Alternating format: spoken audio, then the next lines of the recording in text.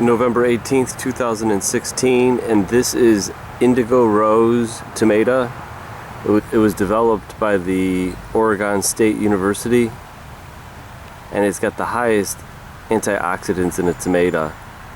High amounts of anthocyanins because of the purple skin, and a couple things when it's ready. I'm actually going to pick mine because actually my first ones were eaten by a deer. I sowed these in the first week of July, so it didn't take long to produce a very large plant. They look like black olives all over the place. Now they're shiny right now. They say that they should be done when they start to get a dull look on it. But today it's going down to 31 degrees, and I'm gonna pick these and take them inside and try to get these to dry up and have for seed next year. But definitely put this on your wish list. Now look at these colors. That's Indigo Rose. See, when it doesn't get the sunlight, it gets that green. And actually I'm gonna pick these and give you a couple tips when I take these inside because it's so noisy out here. But actually any seeds from these will come true, they say. We'll save that for inside though, but check out the colors here. This is the Sun Sugar. This is a seedling of Sun Sugar. I got an orange one out of it. But look at this one. This is Indigo Rose. So purple it looks black. So definitely put that on your wish list. The other reason why I choose this Indigo Rose tomato is a non-GMO. It's not genetically modified. There is a genetically modified tomato that is being researched by Monsanto, so I don't know if it's out on the market yet. Keep your eyes for it. But if you want a truly hybridized tomato, go with the Indigo Rose. Hey, look at that cute little guy.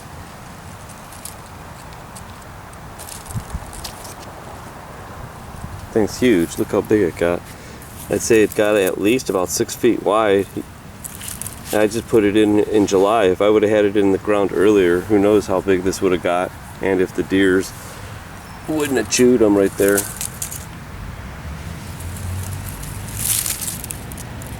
I'm gonna pick them now.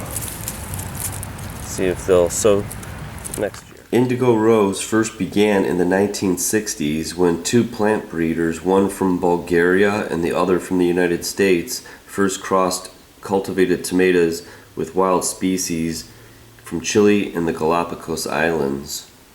Some wild tomato species have anthocyanins in their fruit, but up until now, tomatoes grown in the home only had the beneficial pigments in their leaves and in their stems, which are inedible.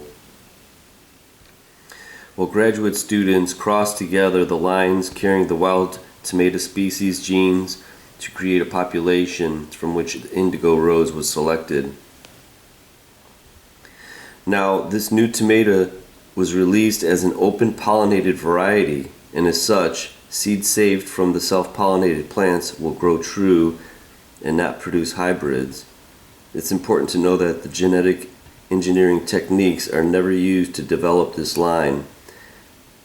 Indigo Rose is a non-GMO tomato. Well, you have to be cautioned to pick this tomato too soon. It must be allowed to fully ripen to develop the sugars and the acids. It's easy to harvest too early because the usual visual clues won't be there. The tomatoes will be purple when exposed to the light, and they tend to have a purple crown.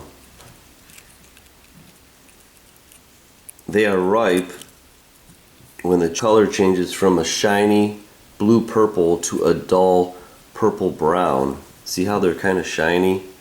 They're actually not ripe yet, but with that freeze, I had to pick them before they would have been frozen. The fruit also ripens and softens similarly to regular tomatoes from the bottom to the top.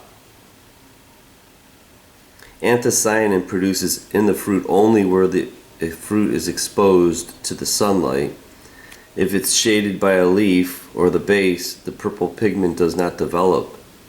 However, if you pick this Indigo Rose and expose the non-purple area to sunlight, it'll turn purple in about a week.